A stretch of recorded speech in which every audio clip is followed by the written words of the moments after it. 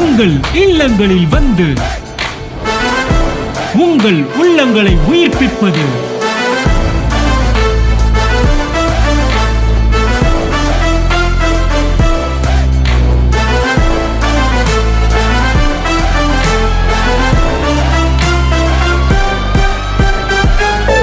உங்கள் channel DJ.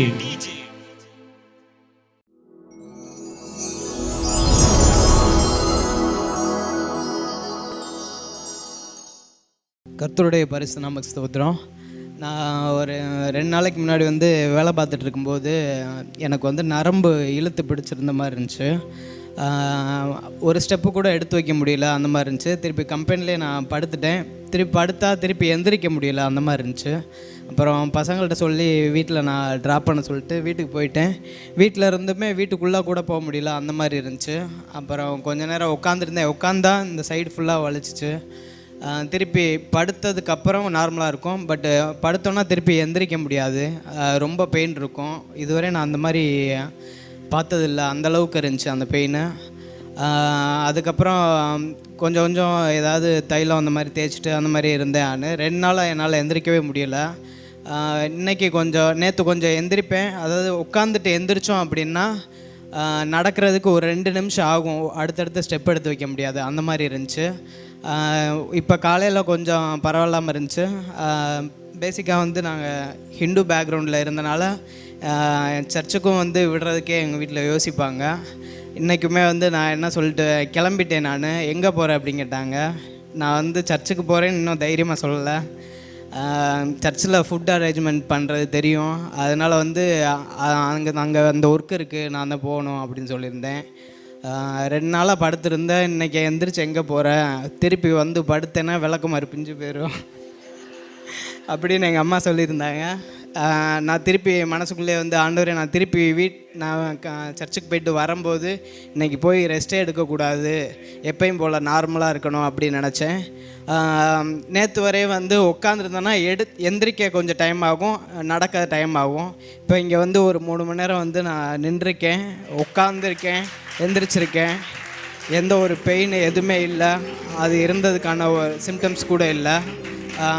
இந்தளவுக்கு நான் வந்து ரிசல்ட்டை நான் நிறையா ஆண்டவர்கிட்ட வந்து அற்புதங்கள்லாம் பெற்றிருந்தாலுமே ஒவ்வொரு தடவையும் நான் ரிசல்ட் பார்க்கும்போது வந்து அது எனக்கு புதுசாகவே தெரியும், டிஃப்ரெண்ட்டான அனுபவமாக இருக்கும். இப்போயும் நான் நடக்கிறது எல்லாமே ரொம்ப நார்மலாக இருக்குது, எந்த ஒரு வித்தியாசமே இல்லாத அளவுக்கு ஆண்டவர் நல்ல ஒரு அற்புதத்தை கொடுத்தாரு. அதற்காக வந்து ஆண்டவருக்கு தேங்க்ஸ் சொல்லிக்கிறேன்.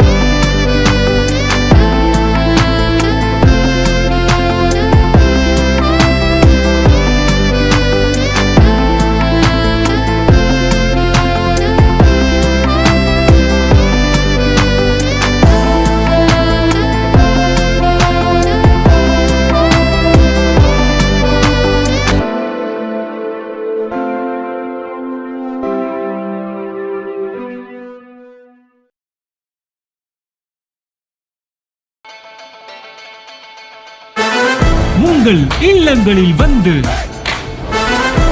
உங்கள் உள்ளங்களை உயிர்ப்பிப்பது